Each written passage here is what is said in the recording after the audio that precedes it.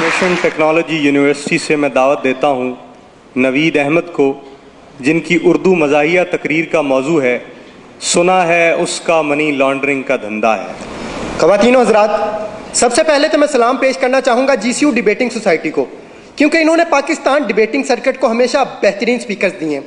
ऐसे स्पीकर्स जो अपनी आवाज़ से बुखारी ऑडिटोरियम पर सहर तारी करते रहे। आज भी आपके सामने ऐसे ही दो बेहतरीन स्पीकर्स मौजूद हैं। एक इस दीवार पे लगा हुआ है, दूसरा उस दीवार पे लगा हुआ है।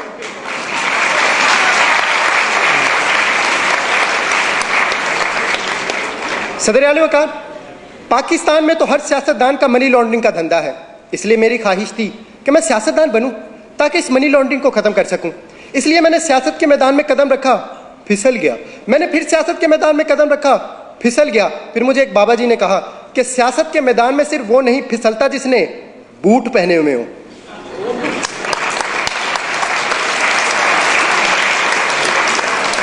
मैंने कहा बाबा जी मेरे पास तो बूट नहीं है, मैं क्या करूं?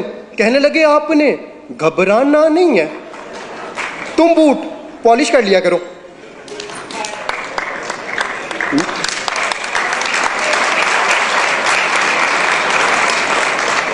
मैंने कहा बाबा जी उससे क्या होगा? कहने लगे बेटा उससे मुल्क में तब्दीली आ जाएगी। मैंने कहा बाबा जी क्या मतलब, वजाहत करें। कहने लगे बेटा वजाहत मैं कर दूंगा मगर तुम डिस्क्वालीफाई हो जाओगे, और हो सकता है डिस्क्वालीफाई होने के बाद लापता भी हो जाओ, क्योंकि वो नंबर 1 है। सदर आला वकार, कुछ ऐसा ही हुआ। कुछ दिनों बाद मैं लापता हो गया और उन्होंने मुझ पर मनी लॉन्ड्रिंग का इल्ज़ाम लगाकर जेल भेज दिया। जेल में मेरी मुलाकात एक निहायत शरीफ इंसान से हुई।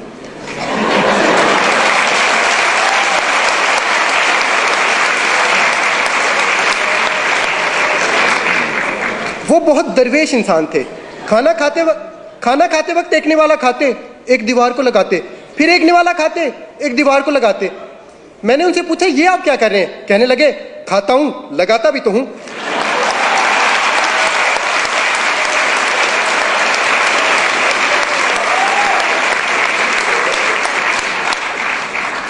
मैंने कहा बाबूजी सुना है आपका मनी लॉन्ड्रिंग का धंधा है, क्या आप इसी वजह से जेल में आए? कहने लगे नहीं बेटा, ये कहानी है 1990 की, जब मैं छुट्टियां गुजारने खलाई जहाज में बैठकर खला में चला गया। वहां पर मुझे एक खूबसूरत एलियन लड़की नजर आई। मुझे उससे मोहब्बत होगी। उसकी खास बात यह थी कि वो हील की बजाय बूट पहना करती और मैं पॉलिश किया करता। उसके पास गैबी ताकतें थी, वो बंदे गायब कर देती थी। वो बंदे ऐसे गायब करती थी जैसे GCU वालों ने कफील राना को गायब किया।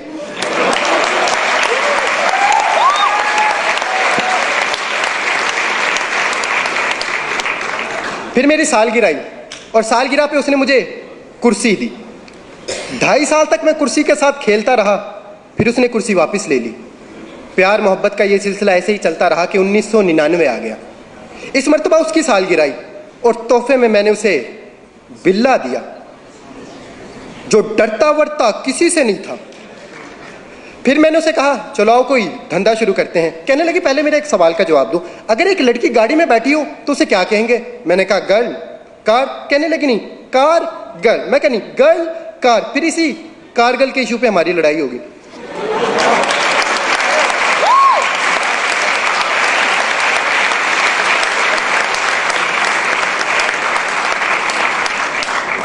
लड़ाई इतनी शदीद हुई कि उसने मुझे घर से बाहर निकाल दिया।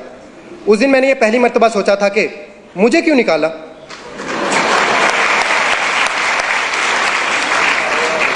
फिर वो 5 साल तक शुजात के साथ साइकिल चलाती रही।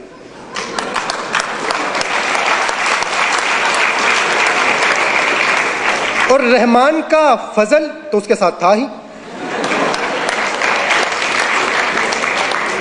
और दूसरी तरफ मुझे एक अरबी शेख मिल गया जो मुझे अपने साथ अल्लाह की सरजमीन पर ले गया। फिर वहां जाके मुझे इस बात का अंदाजा हुआ कि शेखों की 2 इकसाम है और इनमें से सबसे अच्छी है मिल्क शेक।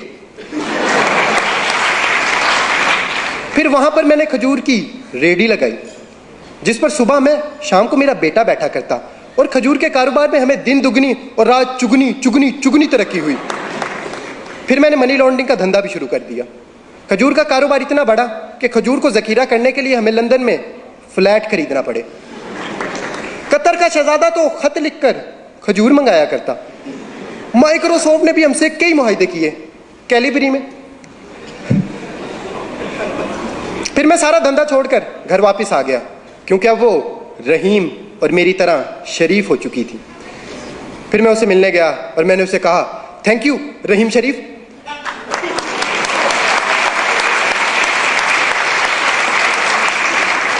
फिर एक दिन हम दोनों वोट डालने पोलिंग स्टेशन गए। वो अपना वोट डाल रही थी कि वोट जमीन पर गिर गया। यह देखकर मुझे बहुत बुरा लगा और मैंने उसे कहा, वोट को इज्जत दो।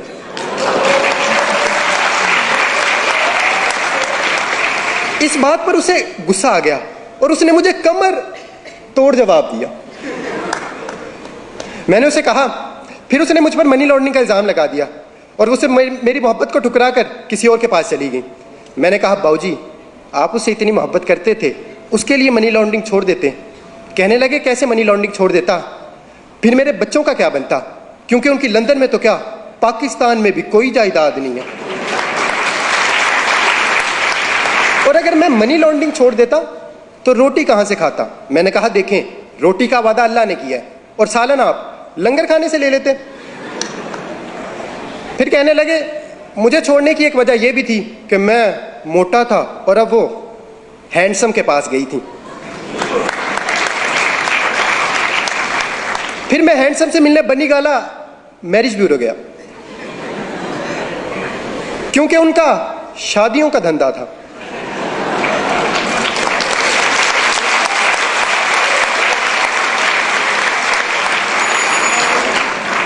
मैंने उनसे पूछा कि एलियन लड़की को आपसे मोहब्बत कैसे हुई। कहने लगे, ये मई के महीने की बात है, जब मैं तकरीर करते हुए स्टेज से गिरा। जब एलियन लड़की को यह मालूम हुआ कि मैं गिरा हुआ हूं, तो फिर उसने मुझे कुर्सी दी, टायरों वाली, जो रिमोट से चलती थी। मगर पता नहीं क्यों रिमोट नहीं दिया।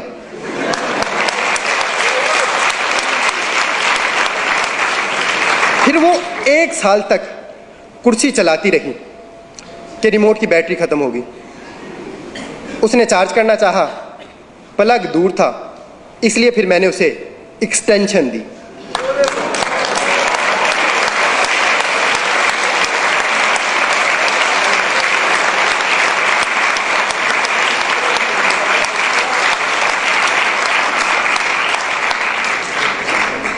तीन प्लगों वाली।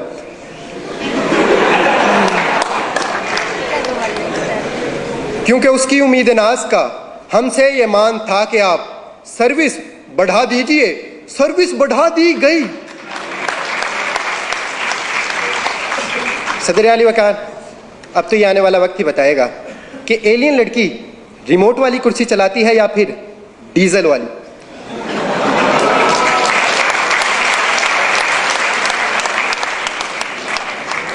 मगर मैं इस तमाम कहानी के बाद अब सियासतदान नहीं बनना चाहता, क्योंकि हमारे यहाँ हुक्मरानी सियासतदानों की नहीं बल्कि एलियन लड़की की है। वो जब चाहे जिस पे चाहे मनी लॉन्ड्रिंग का इल्ज़ाम लगाकर उसे कहानी से बाहर कर दे। और अगर हमें ये मनी लॉन्ड्रिंग ख़त्म करना है तो हमें अपना जमहूरी निज़ाम बेहतर बनाना होगा, क्योंकि इस निज़ाम से हमें अक्सर बेवकूफ़ सदर मिलता है। अगर आपको मेरी बात पर यकीन नहीं तो मिसाल आपके सामने है।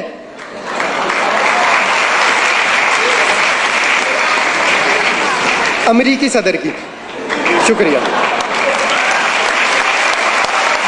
इस साल बेहतरीन उर्दू मुक़र्रिर का एजाज़ हासिल किया IT यूनिवर्सिटी लाहौर से नवीद अहमद ने।